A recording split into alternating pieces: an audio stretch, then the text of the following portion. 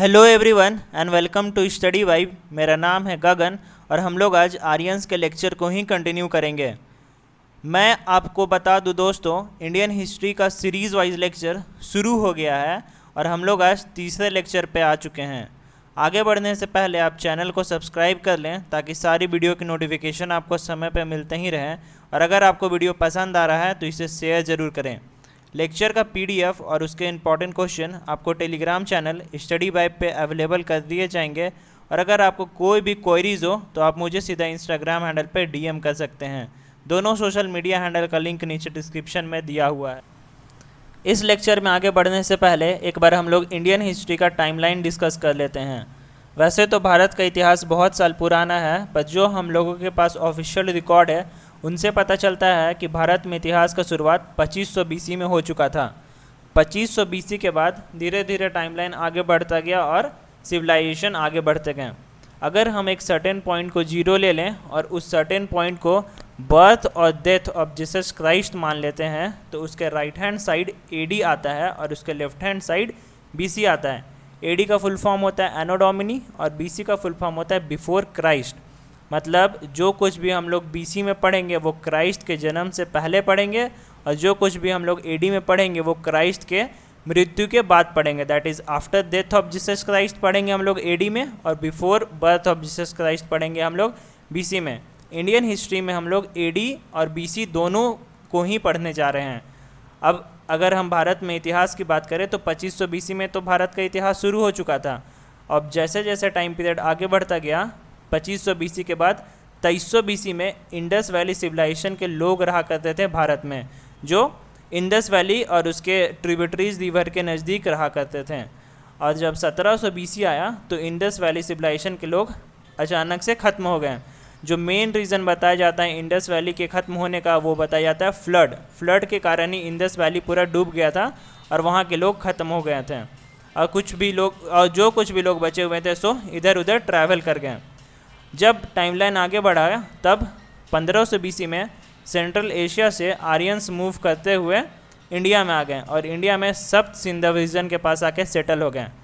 Aryans का भी time period दो पार्ट में डिवाइड है। जो पहला पार्ट है वो है 1500 बीसी से लेके 1000 बीसी तक, और जो दूसरा पार्ट है वो है 1000 बीसी से लेके 600 बीसी तक। पहले लेक्चर में हम लोग 1000 बीसी से लेके 1500 बीसी तक डिस्कस कर चुके हैं, जो ऋग वैदिक पीरियड कहलाता है, और इस लेक्चर में हम लोग 1000 बीसी से लेके 600 बीसी तक डिस्कस करेंगे, जो लेटर वैदिक पीरियड कहलाता है।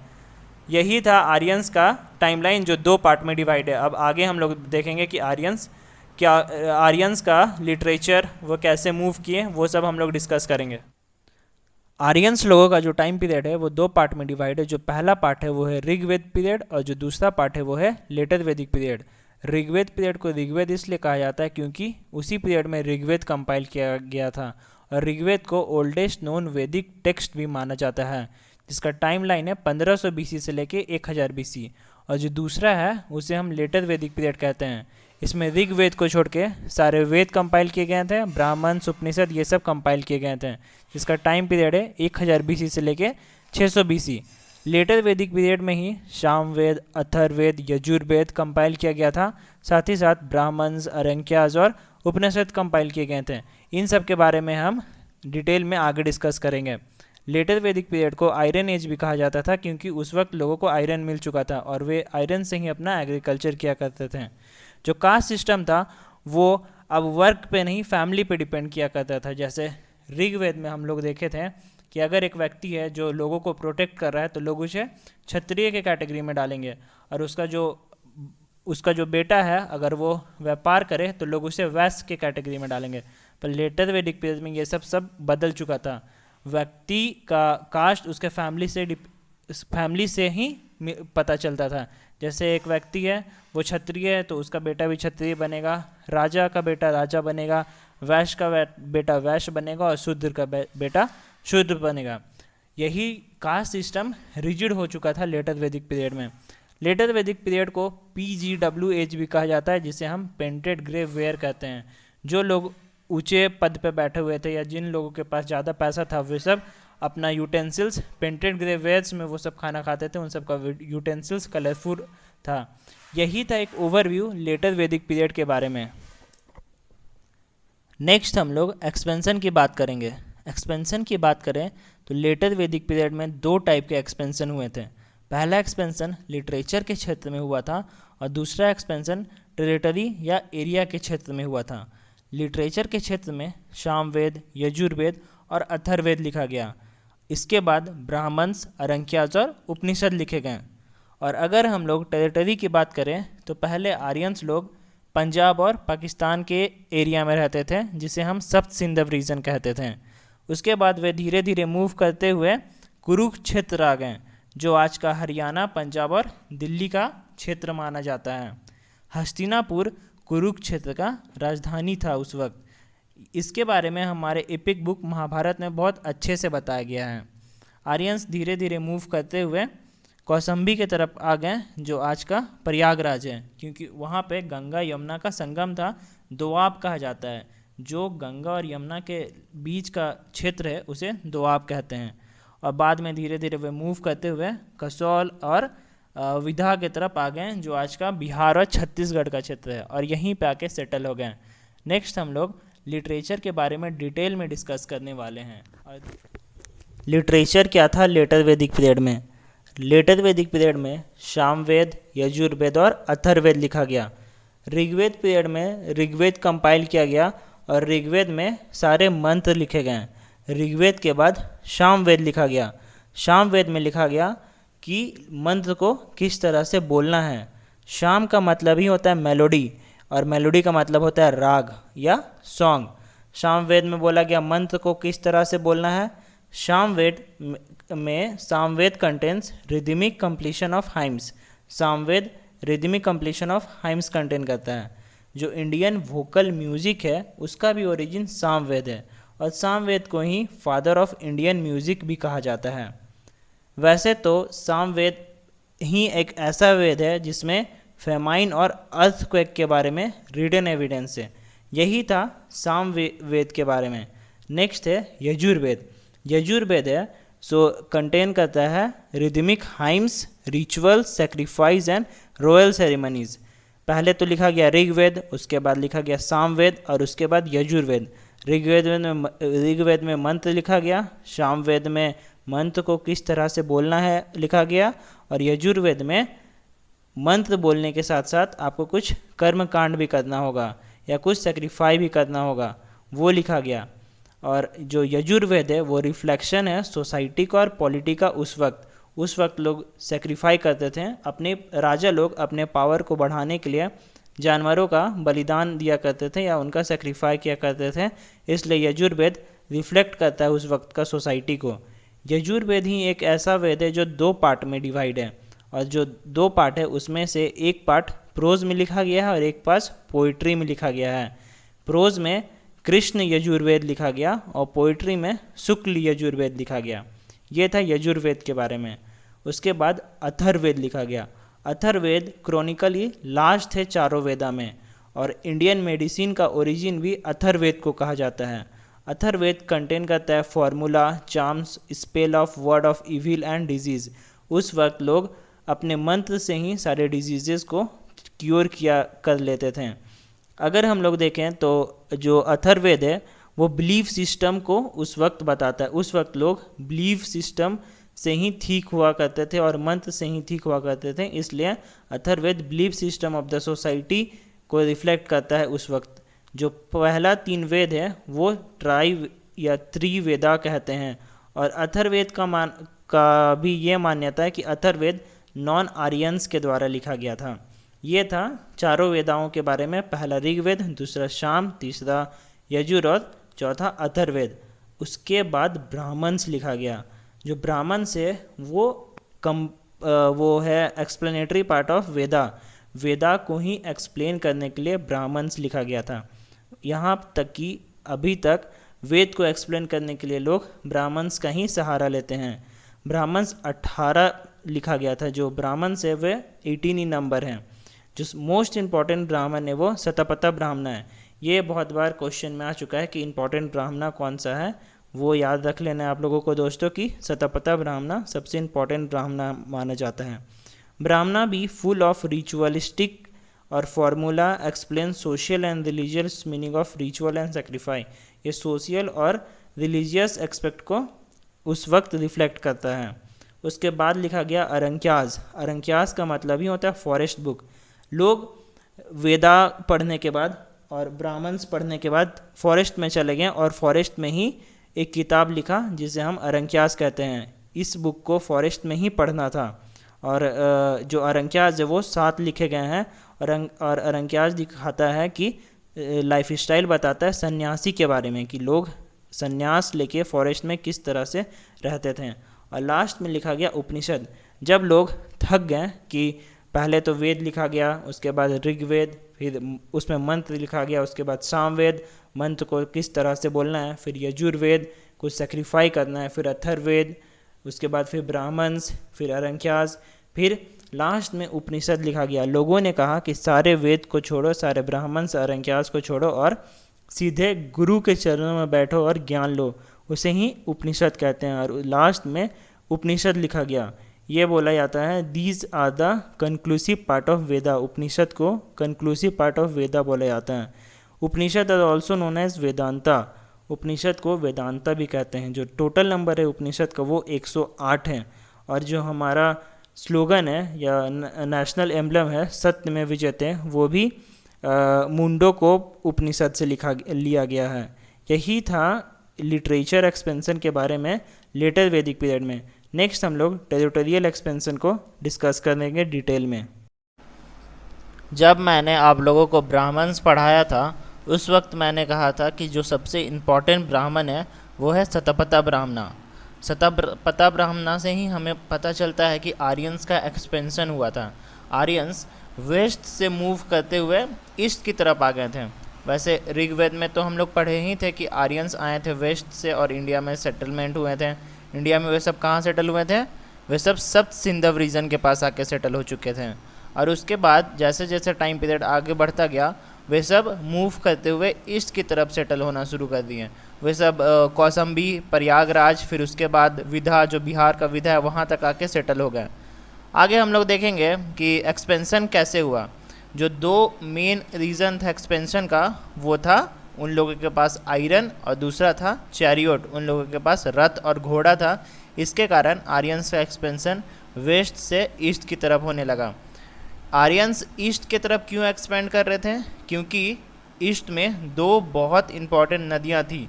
कौन कौन सी वो नदियाँ हैं? वो है गंगा नदी और यमुना नदी। गंगा नदी तो ऊपर चलती है, उसके सहायक में यमुना नदी उसके नीचे चलती है और दोनों का संगम होता है प्रयागराज में, जो उस वक्त का कौसम्बी था। और जो एरिया है गंगा और यमुना के बीच का उसे हम दोआब कहते हैं। कोई भी एरिया जो 2 नदियों का बीच का है उसे हम दोआब कहते हैं। और आर्यंस धीरे धीरे दोआब में शिफ्ट होने लगे। क्यों शिफ्ट होने लगे? क्योंकि आर्यंस को तो एक मिल गया था आयरन और दूसरा उन लोगों को फॉरेस्ट क्लियर करने में बड़ा आसानी रहता था, तो इसलिए वे दोआब के पास आके बस गए और वहीं एग्रीकल्चर शुरू किए। एग्रीकल्चर बहुत अच्छा होता था क्योंकि 2 नदियों का बीच का कोई भी लैंड में फर्टिलिटी बहुत अच्छी रहती है, इसलिए वहाँ की फर्टिलिटी के कारण आर्यंस वहीं सेटल हो गए। वहाँ क्यों सेटल हुए? क्योंकि वो उगाते 1 मिलता 2, इसलिए वे बड़े खुश हुए और दोआब में आके सेटल हो गए। नेक्स्ट हम लोग बात करेंगे कि ट्राइब कम्युनिटी की। उस वक्त सारे जो राजा महाराजा थे वो ट्राइब के लीडर माने जाते थे। जैसे एक समूह है या एक ट्राइब है, एक जनजाति है, उसके लीडर को राजा बोला जाता था। पर जैसे जैसे लेटर वैदिक पीरियड आया लोगों को पता चला कि ट्राइब का राजा बनने से कोई फ़ायदा नहीं है, हम क्यों ना धरती का राजा बने, लैंड एक्विजिशन करें। तो लोग धीरे धीरे लैंड एक्विजिशन करने लगे। तो जो एक फेमस ट्राइब था वो था भारत और दूसरा फेमस ट्राइब था वो था पुरु। दोनों ट्राइब आपस में मिल गए और एक नया ट्राइब बनाए जिसे हम लोग कहते हैं कुरु। और यही बना कुरुक्षेत्र। जो एरिया या जो क्षेत्र में कुरु रहा करते थे उसे लोग कुरुक्षेत्र कहते थे। और कुरु धीरे धीरे, कुरु का तो कोई ब्लर बाउंड्री था क्योंकि कुरु लगातार एक्सपेंड करते जा रहा था, इसलिए कुरु ने एक और ट्राइब के साथ मर्ज किया, जिसे हम कहते हैं पांचाल। पांचाल, हाँ पांचाल वही ट्राइब था जिसके साथ कुरु मर्ज किया और पूरा एक्सपेंड कर गया। कुरु का जो कुरुक्षेत्र जो था वो बना Delhi upper and middle portion of Doab को पूरा एरिया को कुरुक्षेत्र कहते हैं। और उस वक्त भी कुरुक्षेत्र का एक सर्टेन बाउंड्री बन गया। उसके बाद जैसे कुरुक्षेत्र बना और 16 महाजनपदा बन गए, 16 ट्राइब बन गया और 16 ट्राइब एक लैंड एक्विजिशन करने लगे और उसी को ही हम महाजनपदा कहते हैं। नेक्स्ट हम लोग देखें कि कुरुक्षेत्र जब बन गया तो कुरु वंश के ही लोग वो थे पांडु। पांडु ने लैंड को लेके जो डिस्प्यूट हुआ उसके कारण बहुत फेमस युद्ध हुआ, जिसे हम कहते हैं युद्ध ऑफ भारत या युद्ध उसे हम लोग युद्ध ऑफ भारत या महाभारत कहते हैं, जो बैटल ऑफ भारत से भी बहुत प्रसिद्ध है। और उसके कारण कुरु ट्राइब का पूरा खात्मा हो गया। जो लोग भी बचे हुए थे वे धीरे धीरे ईस्ट की तरफ मूव करते गए और ईस्ट में आके दोआब में आके सेटल हो गए। और मेन रीज़न मैं बता चुका हूँ कि मेन रीज़न था उन लोगों का मूव करने का, वो था आयरन और हॉर्स और चैरियोट्स और रथ, जिसे हम रथ कहते हैं। वे धीरे धीरे आके जो गंगा बेसिन है वहाँ पे सेटल हो गए और वहाँ दोआब में आके खेती करने लगे। इसलिए यही था एक टेरिटोरियल एक्सपेंशन लेटर वैदिक पीरियड में। और आगे हम लोग देखेंगे पॉलिटिकल ऑर्गेनाइजेशन क्या था, इकोनॉमिक ऑर्गेनाइजेशन क्या था, रिलीजियस एक्सपेक्ट क्या था, सोशल कंडीशन क्या था, ये सब हम आगे देखेंगे। लेटर वैदिक पीरियड में पॉलिटिकल ऑर्गेनाइजेशन की बात करें तो पॉलिटिकल ऑर्गेनाइजेशन में 16 किंगडम बन चुके थे, जिसे हम महाजनपदा कहते हैं या राष्ट्र कहते हैं। एक किंगडम दूसरे किंगडम से कॉम्बाइन होके और बड़ा बन जाता था। महाजनपदा का मतलब होता है, महा मतलब बड़ा, जना मतलब लोग और पदा मतलब लोगों के पैर। जहाँ पे लोगों के पैर रहते हैं वहाँ पे जनपदा बनता है और वो और बड़ा बन के महाजनपदा बन जाता है। लेटर वैदिक पीरियड में ही राष्ट्र का पहली ही बार यूज हुआ और लोग अपने किंगडम को राष्ट्र बोलने लगे या महाजनपदा बोलने लगे। एक किंगडम दूसरे किंगडम से मैट्रिमोनियल अलायंस करके और बड़ा बन जाता और उसे महाजनपदा कहते थे। पावर जो था किंग का वो इंक्रीज होते जा रहा था। किंग अपने पावर को मेंटेन करने के लिए बहुत सारे सेक्रीफाइस और रिचुअल्स फॉलो किया करते थे, जैसे कंसंट्रेशन सेरेमनीज, हॉर्स सेक्रीफाइस जिसे कहते हैं अश्वमेधा या वाजपेयी चैरियोट रेस। बहुत सारे सेरेमनी और रिचुअल्स करने के बाद किंग अपने पावर को मेंटेन किया करते थे। ये हम देखते थे यजुर्वेद में। यजुर्वेद में बताया गया है कि reflection of political and social condition. उसके बाद जो किंग थे वे अपने आप को बहुत सारे टाइटल देने लगे, अपने आप को बिग दिखाने के लिए, अपने आप को बड़ा बताने के लिए, जैसे राजस विश्वजना या फिर अहिला भुवनपति जिसे लॉर्ड ऑफ अर्थ कहा जाने लगा, या सम्राट जिसे लोग सोल रूलर कहते थे। पॉलिटिकल कंडीशन ये थी कि जो वैल्यू था समिति और सभा का वो भी डिक्लाइन हो गया, वुमेन्स के सारे राइट चले गए। नेक्स्ट हम लोग देखेंगे सोशल कंडीशन क्या था लेटर वैदिक पीरियड में। सोशल कंडीशन जो था वो भी ऋग्वेद पीरियड से बड़ा ही खराब हो गया था। एक तो वर्ना सिस्टम आ गया था जिसमें सारे लोग का डिवीज़न हो गया था, उनके फैमिली के ऊपर डिपेंड करता था। जैसे हम लोग ऋग्वेद पीरियड में देखे थे जो डिवीज़न था वो था वर्क के बेसिस पे, पर जो लेटर वैदिक पीरियड में डिवीज़न था वो था फैमिली के बेसिस पे। जैसे एक व्यक्ति है अगर वो ब्राह्मण से तो उसका पुत्र भी और उसके सारे परिवार भी ब्राह्मण होंगे। एक व्यक्ति शूद्र है तो उसका भी पुत्र और उसके सारे फैमिली भी शूद्र होंगे। वैसे ही सोशल डिवीज़न आ गया उसके फैमिली पे के बेसिस पे। और प्रीस्टहुड बड़ा ही हावी होने लगा, ब्राह्मण अपने आप को सुपीरियर कहने लगे और क्षत्रिय जो वॉरियर रहते थे वो भी अपने आप को सुपीरियर कहते थे, और जो वैश्य थे वो थे मर्चेंट या फिर क्राफ्टमैन, और शूद्र थे वो फार्म वर्कर्स और सर्वेंट थे। शूद्र को तो लोगों ने यह कहना भी शुरू कर दिया कि शूद्र नॉन आर्यन से। जो कास्ट सिस्टम था वो तो 4 डिवीज़न में बट ही गया था और उसके बाद बड़े ही और सब कास्ट आ गए अपने वर्क के बेसिस पे। जो ब्राह्मण और Kshatriya occupied the highest position than others, Brahmin और क्षत्रिय हाईएस्ट पोजीशन ऑक्यूपाई किए सबसे ज़्यादा वर्ना सिस्टम में। और उसके बाद women considered inferior to men, women का राइट सब चला गया, वे सब इन्फीरियर टू मेन बताने लगे कि मेन से कम वुमेन को आंका गया। और women's lost their political right, वो सब अपने पॉलिटिकल राइट भी छीन लिया गया महिलाओं से। और अटेंडिंग असेंबली, वो सब अपने सारे असेंबली में भी, वो सब कोई असेंबली को भी अटेंड नहीं कर सकती थी। और जो चाइल्ड मैरिज था वो बड़ा ही कॉमन हो गया था। हम लोग जो ऋग्वेद पीरियड में देखे थे उतने साल तक 1500 बीसी से लेके 1000 साल तक कहीं चाइल्ड मैरिज नहीं देखा गया। पर जैसे जैसे लेटर वैदिक पीरियड में जो 1000 बीसी से लेके 600 बीसी तक है उसमें हम लोग चाइल्ड मैरिज देखे। ये सब कारण था कि लोग जो पावर में थे वो अपने पावर को मेंटेन करने के लिए कुछ भी करने के लिए तैयार थे, इसलिए ये डिवीज़न आ गया और सारे गलत चीज़ फॉलो होना शुरू हो गए।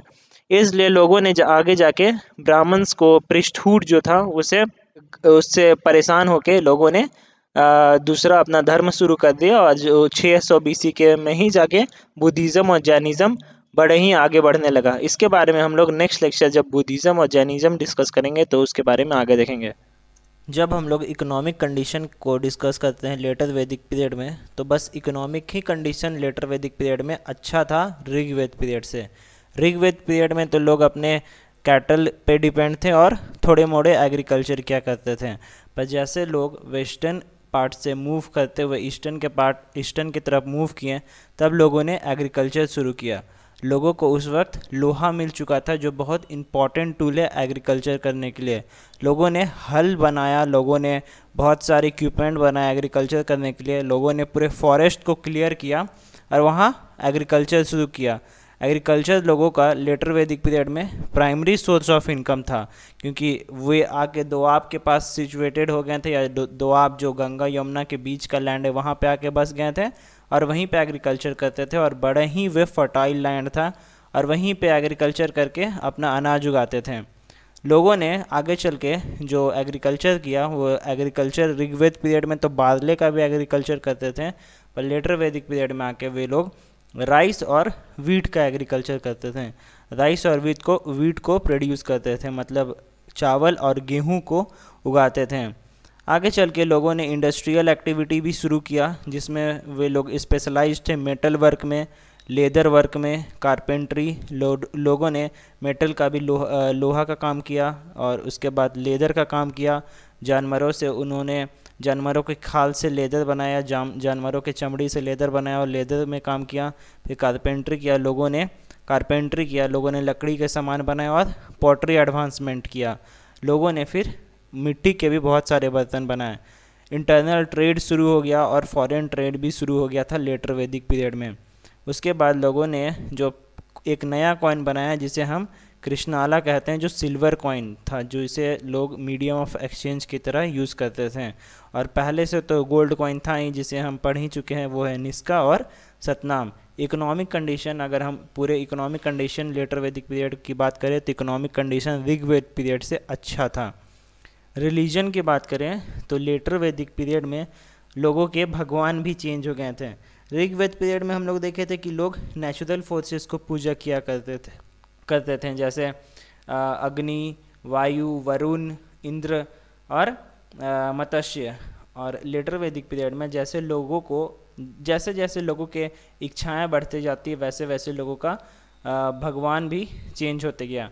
पहले हम लोग देखें कि इंद्र और अग्नि लॉस्ट देयर इम्पोर्टेंस। जो ऋग्वेद पीरियड में जो दो मेन इम्पॉर्टेंट गॉड थे वे अपने इम्पोर्टेंस लॉस कर गए और तीन भगवान आ गए जो थे ब्रह्मा, विष्णु, महेश, जिसे लोग प्रजापति कहते थे, जिसे क्रिएटर कहते हैं, जिसे लोग ब्रह्मा भगवान को, ब्रह्मदेव को प्रजापति कहते थे, जिसका मतलब होता है क्रिएटर, वो दुनिया को बनाते थे। दूसरा भगवान जो थे वे थे विष्णु, वो थे प्रोटेक्टर। एक तो क्रिएटर थे जो लोगों को क्रिएट किए थे ब्रह्मदेव, दूसरे थे प्रोटेक्टर जिसे विष्णु कहा जाता था, और एक तीसरे थे रुद्र जिसे हम आज के युग में लॉर्ड शिव या फिर हर हर महादेव कहते हैं, जिसे डिस्ट्रॉयर कहा जाता था। ये तीन भगवान प्रोमिनेंट हो गए थे। सेक्रीफाई और रिचुअल्स इलेबोरेट हो गया था। भगवान को प्रसन्न करने के लिए लोग सेक्रीफाई और अलग अलग तरह के रिचुअल्स करते थे अपने इच्छाओं को पूरे करने के लिए।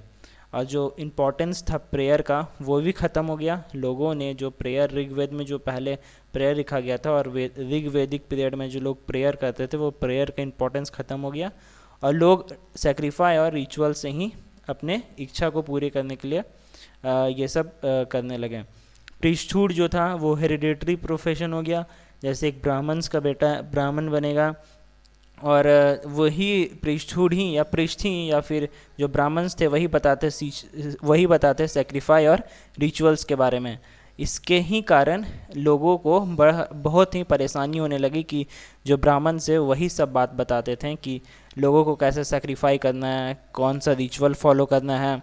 तो therefore by the end of this period there was a strong reaction against the priesthood domination. और जब 600 BC ख़त्म होने वाला था तब प्रीस्टहुड के खिलाफ एक स्ट्रॉन्ग रिएक्शन फैल गया। जैसे लोगों ने प्रीस्टहुड सुनना भी छोड़ दिया और लोगों ने बहुत सारा धर्म बनाया। जब 600 BC का अंत हुआ तो यही कारण से लोगों ने बहुत सारे धर्म बनाए और जिसमें से 2 धर्म जो थे वो बहुत ही आगे बढ़े हुए थे, बुद्धिज़्म और दूसरा था जैनिज़्म। यही था रिलीजन के बारे में लेटर वैदिक पीरियड का। यही पूरा टॉपिक था लेटर वैदिक पीरियड के बारे में और ओवरऑल लेटर वैदिक पीरियड ख़त्म हो गया। हम लोग हिस्ट्री को शुरू किए थे 2350 BC में इंडस वैली सिविलाइजेशन से और आज हम लोग 600 BC में आ गए हैं। नेक्स्ट लेक्चर में हम लोग बुद्धिज़्म को डिस्कस करेंगे जो बहुत ही इंटरेस्टिंग टॉपिक है। अगर आप लोगों ने यहाँ तक लेक्चर देखा है तो लेक्चर को शेयर ज़रूर करें और लेक्चर पसंद आया तो लाइक करके ही जाएं। Next, thank you and see you in the next lecture. और अगर आपको लेक्चर के PDF और उसके इंपॉर्टेंट क्वेश्चन चाहिए तो वो हमारे टेलीग्राम चैनल स्टडी वाइब पे अवेलेबल कर दिया जाएगा। और अगर आपको कोई भी क्वेरीज हो तो आप मुझे सीधा इंस्टाग्राम हैंडल पे DM कर सकते हैं। दोनों सोशल मीडिया हैंडल का लिंक नीचे डिस्क्रिप्शन में दिया हुआ है। And believe it can be done. Thank you.